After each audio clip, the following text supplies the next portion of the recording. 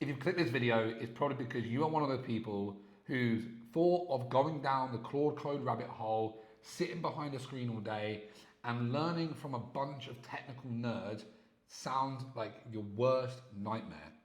In this video, we are going to break down the most simple ways that non-technical founders are winning in 2026 with AI to essentially make more money, have more freedom, and actually create the business that they want through using this amazing new technology and an amazing opportunity of time right now.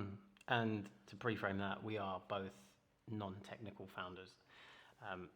I've definitely found myself in some AI rabbit holes recently and lost hours of my life on things that gave me a lot of dopamine and were pretty cool at the time. But when it came down to being honest with myself about have I shipped something that's gonna result in pounds or dollars in the bottom line, probably not.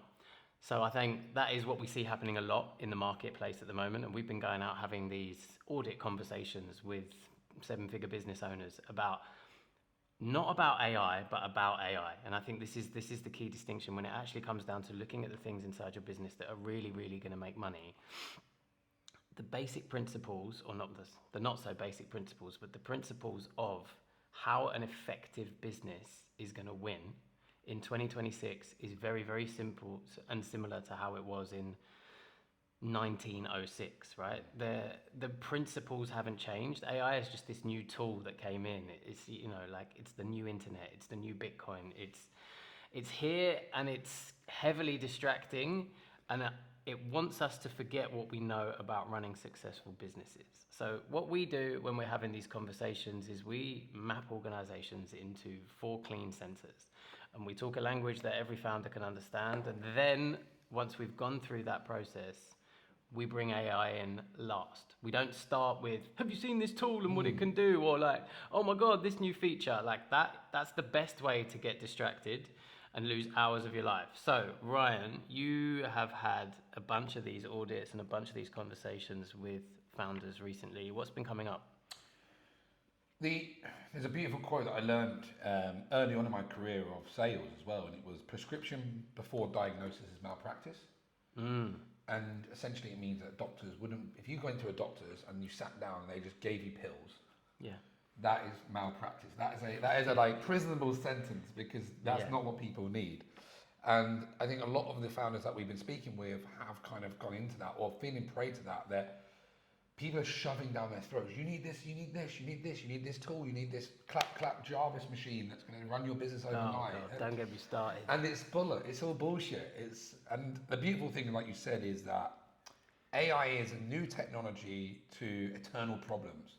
Yeah, it's the current shiny object, isn't it? Yeah, but the difference now is that we are shifting into a time that we're never going to. We've crossed a threshold where we're never going to be in a world without AI ever again.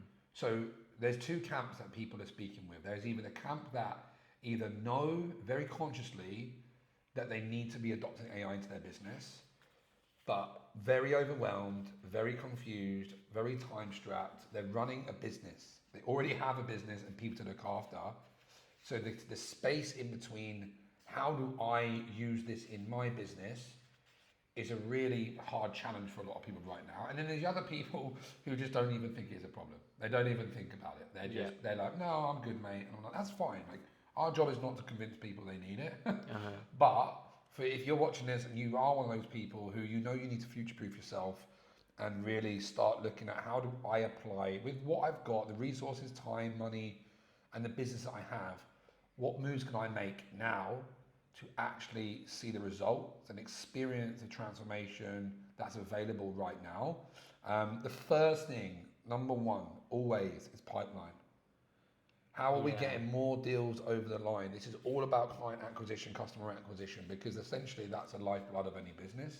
Absolutely, yeah. So yeah, that's the first thing, pipeline. Pipeline for me is the way that I approach AI, and the way that this kind of company even came to exist is looking through the lens of infinite resource, right? So if you look at your current sales operation, you look at your current sales team, your sales process, maybe it's even you doing it as an owner operator. And it's almost like if you could close your eyes and like talent acquisition wasn't a problem. You could have as many people in your sales team as you wanted, and you could have the best quality salespeople, and you could really, really to a granular level design the ultimate sales process where the quality of every lead coming into the business was insane. Everyone was really qualified. No one was having a call with someone that they shouldn't be. Every time a lead engaged with the business, that they were followed up exactly when they should be, that no one was falling through the gaps, that pipelines were perfectly designed, and that your sales team weren't getting weighed down in the admin, or there was no human error in the admin. Like all of these things, it's like before you even start to look at an AI tool or a line of code, thinking through through this lens of just like infinite resource. Because essentially that is what the AI is doing for the companies that we're working with. We're designing this bulletproof process. And this is what it comes down to. It's just like when we speak to founders about their pipeline, about their sales, it's not as if you don't know how to have an amazing sales process. It's just like you don't actually have the resources, or you don't have the time to keep an eye on all the things that you know you need to keep an eye on. Or like the people who are running your sales, it's like they don't actually have time to do their BD as well as doing their sales admin, as well as doing their sales calls. It's a resource capacity thing before it becomes an AI thing. So I think when we're looking at pipeline, the first thing to do is almost you being honest with yourself about how is your current sales process, how is your current pipeline creation process different to how you would like it to be in an ideal world based off what you know about getting leads for your business. Yeah, because you've lived through the pain, right? You've lived through the pain of getting a lead in and not being able to get back to them for 2 days because other things have taken priority. You go back to them and the lead's dead. You've missed a great sales opportunity because you didn't have the right context on the business. All of these small things, and a really beautiful way to look at this is small hinges move big doors, especially within the pipeline, because you've only got to, if you can increase your speed to lead from 1 day to 5 minutes, which is easily done by AI right now. Speed to lead is like one of the most important things. According to McKinsey, you're 400% less likely to convert a lead as time goes past 5 minutes. Which is astonishing. Yeah, like one client that we're working with, like we have an AI system in place for him at the moment, and he just took a few days off to go on a holiday. Absolutely nothing wrong with that, but he messaged us this morning and he was just like, wow, I've really noticed that when I'm doing my follow-up on a Tuesday, when the leads came in on a Thursday, like no one's replying to me. We're like, no, well, of course they're not. Like, whereas if you can have an AI bot or an AI autoresponder, or like even the way it's done, or whether it's a voice agent, or there's so many ways it can be done, but even if it's just something that is there, that is having that contact point while it's waiting for the humans to catch up. And one thing that we've really noticed in this is there's not as much resistance to AI as we thought there was going to be from the customer side, as long as you're not trying to trick people. People hate being fooled. I mean, and this isn't an AI thing, like this is just a human thing. We don't like someone pulling the wool over our eyes, right? So if your AI is trying to moonlight as a person, people aren't going to like that. There's going to be resistance. But if your AI is just upfront about the fact that it's AI, most people don't care. Like we even say with one of our voice agents, I tell people when our voice agent is going to call them, and I say, have fun with it.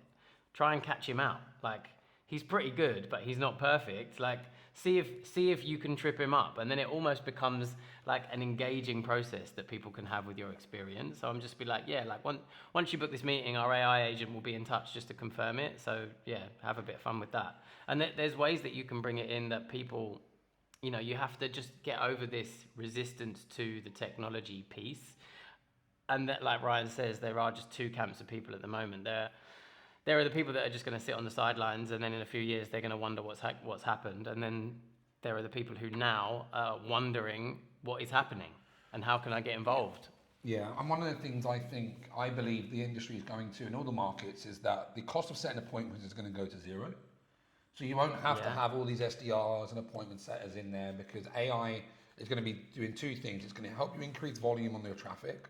So you can run more traffic sources, whether that's content, ads, outreach, whatever you're doing currently, you can increase that with AI output.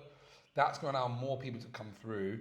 You can then bridge that gap with solutions to qualify, book, and take care of the setting process. And then your sales reps and the people that are taking care of your sales process can do a more white glove sales process that your competitors can't because they're spending 80% of their time setting appointments, whereas you can spend 80% of your time dealing with appointments and creating a much higher service. You can give more to them. You can provide more value on the front end because you have the time. So again, across all levels of pipeline, there is so many specific ways in your business that you can apply this. But again, just from a paradigm perspective, because all of this is just helping you think about AI in a better way. You get more leads, you convert more leads, you are more profitable 100%.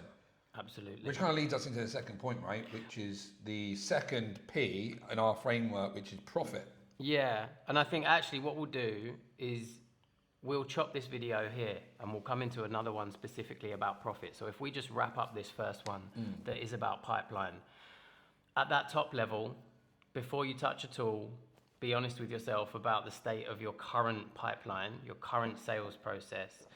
There's almost like not too much detail that you could think about when you're mapping that out. Like if you were to have a piece of paper and just every single minute step that in your ideal world with infinite resources you would like done through your sales process is the first phase. Almost don't even worry about how AI could do that. It can, right? And then once you have that process, what would you say is going to be the biggest bang for your buck move there, Ryan? Say that again. Once you know the sales process end to end, your dream sales process end to end. Well, I think thinking of it as that you can have an army of employees is the big thing of like, you don't have to pay someone 50 grand a year or 30 grand a year, whatever currency you're working in, to have that role. No.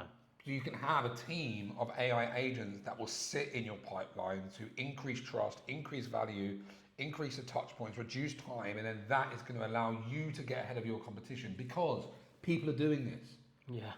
Your competitors are doing this, but no one's talking about it. They don't want to give you the source because they're doing it. This is the whole thing. It's like no one's saying, hey guys, this is how I'm using AI in my business. Yeah. Because they're fucking winning, doing it without telling you. Yeah. So even though people might think this camp over here, oh, it's okay, things are working, it will only work for so long because this whole idea of if it ain't broke, don't fix it, doesn't work anymore.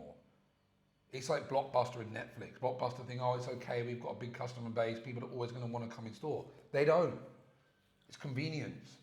So I think that's a really big shift you need to make when it looks at pipeline. How do you get more leads? How do you convert more sales?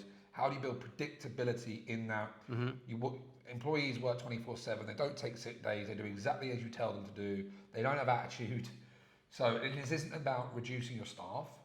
This is about empowering your current staff, making them more productive and making them convert higher quality leads into your business and creating a much better customer service experience and client journey on the front end. Yeah, absolutely. It's like we all know. Like I've worked in sales. Ryan's worked in sales. Everybody who's worked in sales or everyone who's ever hired anyone in sales knows that salespeople don't sell from the minute they get to work to the minute that they leave. But AI can dramatically increase the percentage of time that your sales team are selling. And I think that's the shift. We're not trying to get rid of any salespeople. We're trying to empower your, your top closers don't want to. They shouldn't be spending any time doing admin. If they're your top closers, you want them closing all the fucking time. So how can the AI help your top closers do more closing? And that is a very different conversation, right? Yeah, and in the comments below, let us know like what you've tried, maybe why it hasn't worked, because this is what we're building around a community of non-technical founders who want to win. Yeah. So share what hasn't worked, what has worked, and let us know what you can actually do about it as well.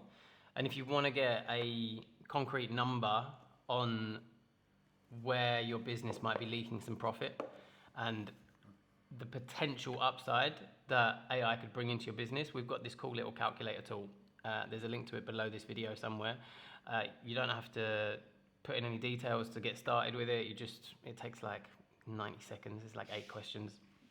Just ping through it, and it's going to give you a number, which is sometimes as founders we need to see something in a cold hard number. AI, one of the things it's doing, which I love, is it's slapping founders around the face like a big wet fish to wake them up, to be like, the way that you've been doing things is now a little bit archaic, it's very outdated, it's expensive, there's a cost to it, and sometimes we just need to see what that number is. So you can get that number below, and then if you want to sit down and have a conversation with us about how we bring that number from a number you're seeing on screen to a number that you're seeing in your bank account, we can have a 15-minute conversation to just map out our process of how we would help you get that back into your bottom line.